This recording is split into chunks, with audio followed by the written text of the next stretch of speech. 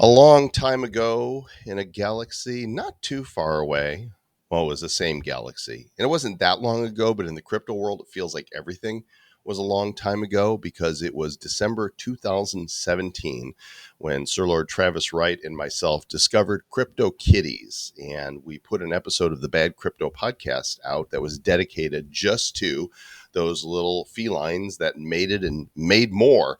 We just thought it was hilarious. And to this day, we think we may have been the first podcast to talk about NFTs.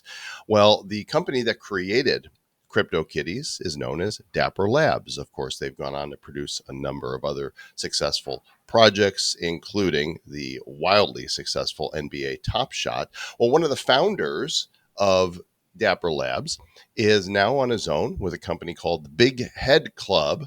And you might think he's got a big head when you meet him. It's like, size. It's up to you to perceive what you want. His name is Mack Flavelle. Mack, how you doing? Quite well, quite well. Thank you, thank you, thank you. I mean, I think your head is right sized. I don't see a particularly big head there. I'll tell you something. I named this company Big Head for a handful of different reasons, but the number of NFT enthusiasts and nerds who reached out to me, you can count on one hand, but it was more than two who said to me, people used to make fun of my big head, and I'm Huh. thankful to you for taking that back. And I was like, oh, that's not what we were doing, but like, yeah, cool, man. We all got big heads. It's fine.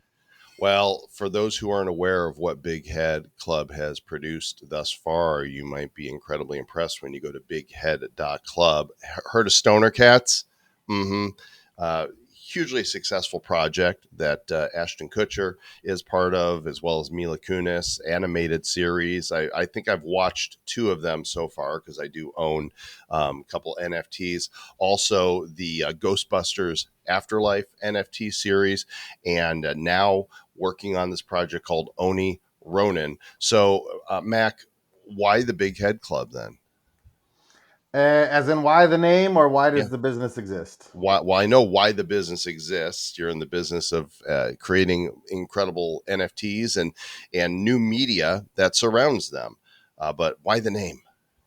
Um, I live in a swamp, and there is a statue in my swamp of a giant cement head, and that's really it. It has nothing to do with Silicon Valley. I do have a big ass head, but it wasn't named after me. It's truly just like there's this place in my swamp where I go sit and I reflect on things, and there's a statue there. And while I was reflecting on the name, I was like, oh, it is us with big heads, and it That's just can be a thing. amazing. That's like if you had made that up, I wouldn't know any different because I believe you. But if it was going to be after you, it would have to be called the Big Ass Head Club, and that's a different thing. So, how did you end up connecting with Ashton and Mila to do the Stoner Cats?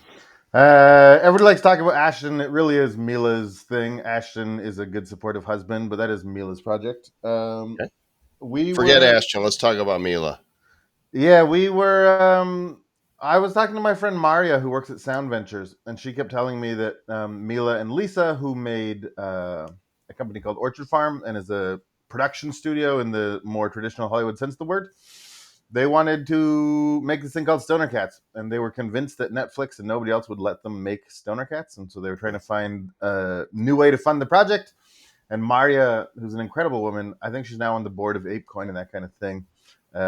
She was in the middle, and I kept talking to her, and she kept being like, "Okay, we're going to try doing this," and I kept being like, "No, don't do that, don't do that, don't do this." Different ideas, and eventually they were like, "Hey, why don't you just come talk to Mila and help figure it out?" And so, I mean, Mila's name is famous, so people like talk about Mila, but really, it's her and her partner Lisa are, I would say, the brains over there. And we had months of arguing about what they could do and should do, and eventually we created Stoner Cats in the form that you know it. It's very funny. I mean, it's It well, is, and well the written. third episode you haven't watched, No. which just came out, is not just funny, but it's quite touching. I was watching it in public, like when we did the little launch party on Zoom, and I almost started crying, which is weird, but I did. I'm not like a big crier or anything. It's just that, like, the story is about Miss Stoner and her coming to terms with her own dementia and Alzheimer's, Right. and for a lot of us, that's some real shit that we know about. And Sarah is one of the creators of the show, and she said my legacy is going to be, what'd she say? I think it was her who said my legacy is going to be farts to hearts, and it's true. Like the fart jokes are real and they're hilarious, and it pulls on your heartstrings. It's real shit too. It's good. It's good. Heartstrings and fart strings. I don't know if you know this, but I am the creator of the world infamous iFart app. So farts are very near and dear to my heart as well as other parts of my body. We might be able to get along. But I'm bumped.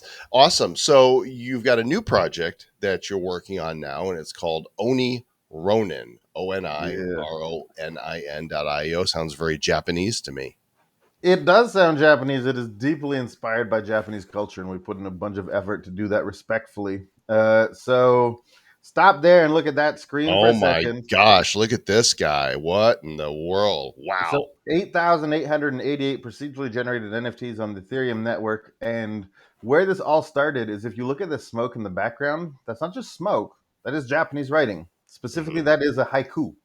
So Okay. I learned in my adventures that to die well as a samurai probably meant that you lived well. And one way to indicate that you died well would be to write your death haiku as close as possible to the moment you died. That was like that was like that was like the Babe Ruth point and home run shit. You know that famous story about Babe Ruth, how he did it Yep. twice? The Yep. equivalent is writing, I think they're called jisei, your death haiku right before you die. So I called my friend Manabu, who is a Japanese fellow who I've been friends with since CryptoKitties days. And I said, hey, I'd love to make an NFT collection that celebrates these Japanese death haiku. And so Manabu helped me go through history and find 20 of these haiku that were just sort of like, in his opinion, the best. And then I called my old neighbor Lance, who had been my neighbor for 15 years, and I was like, hey, you want to make some demonic samurai NFT? He's like, well, yes, I do. And so we made these on your own NFTs, and we've done three things with this that I want to talk about quickly. One is that when, like, we're releasing an 84-page comic made in Japan, written in Japanese, translated to English, all that good stuff. But what we're doing is that while the characters are alive in Japan, we're hyper respectful and intending to be historically accurate about Japanese tradition and late Edo period Japan. Once they get into the demonic realm, the Oni realm, anything goes, right? Then we can do whatever we want. It's crazy, it's wild, it's fun. They can ride dinosaurs, whatever the fuck you want. But in the real world, we try and maintain that historical accuracy. In the spirit of that historical accuracy in these poems, if you own an Oni Ronin, then you get access to our sort of education program where we have haiku lessons, flower arranging lessons, Zen meditation lessons, Japanese language lessons. We have a Concordia University professor teaching history. And all you have to do to get access to all of that is literally just own one of these NFTs. And then the third thing we did was this trial of Ascension. So 1 in 100, 88 of these have got a golden Ronin inside them. So you can take the Oni Ronin, you go to the trial of Ascension, and you unveil it, and one of two things happens. Either you find out you have the golden Ronin, and then you can listen to your haiku actually be read out loud, or you find out that your Ronin is not all that majestic or heroic, and you only have one of the fallen. And so we made 10 shades of fallen. You can still listen to your haiku, but there's just 10 different shades of fallen, and it's fun to collect them all. And then the extra weird shit, those are the fallen Ronin right there. You see those like single colors? There's a real Yeah. one in there. But if Mm-hmm. you collect all 10 shades and send them to us at roninhell.eth, then Lance, the artist, will make a custom Oni Ronin for whoever collects Oh all my 10. gosh, these are truly amazing I like works to of say it's the art. best art of 2021 outside of Galaxy Eggs. I really love Galaxy Eggs. And here's the thing that I talk about that nobody else likes to talk about. We didn't sell out. These are not new. These are old. And yet we still go talking about these because when we don't sell out, we don't walk away from our motherfuckers. We double down. We're like, no, Right. just because you guys didn't get it first time out doesn't mean that we didn't get it. It just means that we got to like talk more about it. Make sure people understand why these are so cool. Right. Well, look at this guy. I think he's my favorite one. He's happy. He's not like looking to kick ass. I think he just like spotted a big juicy steak or something. He He's like, spotted oh, something, right? He's gleeful. some wagyu beef. He's like, oh, big steak. I eat now. Hi. Delicious stuff. Yeah. So, and I like that. You know, you guys are here for the long haul. Looks like you're about half minted out on it, and Yep. you've done 50 ETH. and secondary market volume on it. So clearly there's interest in the project, and somebody can go to onironin.io right now, and you just click on the little mint button. It'll take you to the mint site to get a Ronin of your own. I'm sure there's a lot of rare ones that are still yet to be found. Yeah. It's true. It's true. And Awesome. and actually, in about, I don't want to say 2 weeks necessarily, but this month we're also dropping the companion, the nine-tailed kitsune fox, and we have like crazy demand, which you get for free if you own the Oni Ronin. We also have a badass new website launching that will be up in the next day or two. And honestly, is the most beautiful website in NFTs. Somebody's gonna be like, "No, you're wrong. You come fight with me on the internet," but I swear, the website we're launching in like 3 days is the most beautiful NFT website around. Well, I'll say this. If you don't think that about what you're creating, then you're creating something subpar, right? We should always be thinking that what we're doing is the best of the best, and we want to tell the rest of the world about it. So, you've got the quality to back it up. What's your big vision for Big Head Club going forward? Uh, I don't like to pretend that I know things that I don't know. I don't Yeah, know what the end of the then game don't. looks like. I know what's next. So launching at onyourown.io in the near future is going to be the boat game. And one of the things that we've realized is that like most people who release NFT projects then spend a ton of time with people on the internet pretending to be a community yelling at them, "When moon, developer do something." It's Right. like that's what an NFT community, air quotes, typically is. Not in all cases, but in many cases. So we're building a complex version of the prisoner's dilemma. You know the prisoner's dilemma? Go on. Tell me more. Prisoner's dilemma is where there are two prisoners and the authorities come in and say, you need to rat the other guy out. And if Okay. neither one of you rat each other out, you get 1 year prison time. If you rat the other guy out and he doesn't rat you out, then he's going to get 2 years and you're going to get no time. But if nobody says anything, 2 years for everybody. Actually, I think I got that one. It's an interesting psychological ponderance for a group of people to play.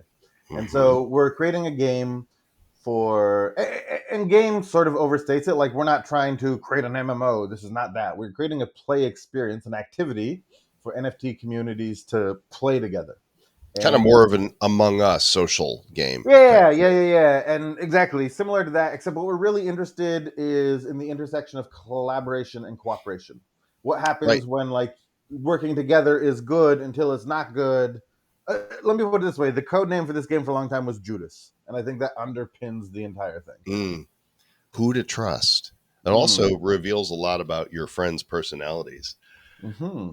And more than just your friends, like we're not building a Discord for Judas, aka Boat Game. You should do that in the Discord for the community that you're already a member of, because we want the apes to play against the imaginary ones, to play against the moonbirds, to play against sup ducks, against stoner cats, against Oni Ronin. Right. And so, really, it's like we are creating a surface area for activity inside the Discords that already exist for those communities that already exist. I love that, you can't see too far into the future what you want to do. I think we're very alike. I just want to do the next thing that's fun and interesting and I think Yeah. brings value. And when I'm done with that, then I either do nothing or I wait until I get inspired to do whatever the next thing is.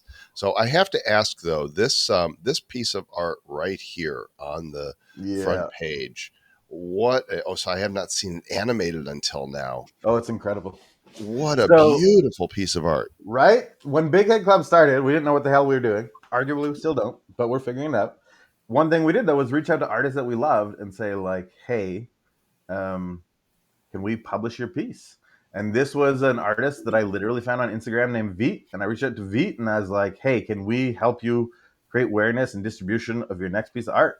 And Veet was like, "You're the CryptoKitties guy?" And I'm like, "Yeah, I'm the CryptoKitties guy." And he's like, "Yeah, you can help." And so we gave a little bit of, actually, to be honest, Manabu, who helped us with Onironin, also provided some like cultural guidance for this piece on how to make this look authentically Japanese and not just like some Polish dude tried to define Asia. And it's absolutely stunning. And Veet's work is amazing. We just had the privilege of publishing this one piece. He's done a bunch on his own before us, and he's done more after us. He's an amazing artist, and everybody should go get Veet shit. It's The really, really good. detail is just incredible. So how many of these are there? One. It's just one. It's So a I one of can't get one. that one. That one's probably, yeah. okay, this is foundation I'm looking at right here. That's why when I saw the floor, I'm like, wait, how much is that? Yeah, whoever owns this is not letting it go. No, but you should look up Veet's other work, and they are all these like, I mean, it's not a snow globe, but like that sort of sense of a snow globe. He's done things before, like I said, and after, and every one is this good. Very cool, my friend. Well, it's great to meet you. Congratulations on the success you've had thus far. I want to encourage people to go mint their Oni Ronin at onironin.io. And I'm going to be keeping my eye on you, Mac. I'll be around. Awesome. Hang out for just a second while I tell the people out there in Niftyville to please subscribe, follow, share, review. You know all the things that you do. Click here, click there, click over there. Just click places, and randomly you're bound to, hit some of the right places. And we'll catch you on the next episode. So until then, keep it nifty. Looking into the future, what do we see? It's lined with digital collectibles, we call them NFTs. Games, trading cards, digital art, and those CryptoKitties. Joel and Zach are the hosts, you'll know. Joel and Zach say this will blow. They're locked and loaded, so ready, set, go! It's the Nifty, really kind of spiffy. The Nifty.